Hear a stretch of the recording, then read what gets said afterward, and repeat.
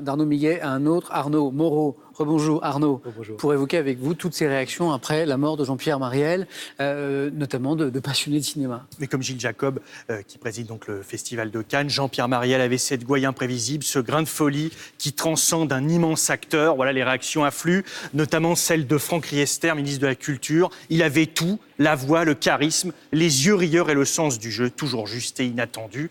Et puis, encore une autre réaction, celle d'un confrère, Jean Rochefort, Jean-Pierre Marielle et Philippe Noiret, les grands-ducs désormais réunis au paradis. Jean-Philippe Langot, l'un de mon confrère Samuel, oui, beaucoup d'images émouvantes ce matin. Beaucoup de réactions de personnalités du cinéma, on a vu le ministre de la Culture aussi, puis il y a toutes les réactions aussi de tous ceux qui ont été marqués par les films de Jean-Pierre Marielle. Oui, tout à fait. Alors voilà, permettez-moi un petit écart, un peu de vulgarité. Oh nom de Dieu, de bordel de merde, hein, c'est ce que beaucoup se sont dit ce matin en se réveillant, notamment Alistair, donc de la revue Schnock, qui cite Jean-Pierre Marielle dans Les Galettes de Pont-Aven en 1975, un film précurseur qui a notamment inspiré plus ou moins directement les comiques de Groland. Et puis, il y a aussi ces internautes, tous les matins du monde sont sans retour et certains matins sont encore plus tristes que d'autres. Voilà ce qu'on retrouve aussi comme réaction avec Jean-Pierre Marielle qui, au-delà des films comiques, a joué dans des films beaucoup plus tristes, beaucoup plus, on va dire, qui resteront plus dans les mémoires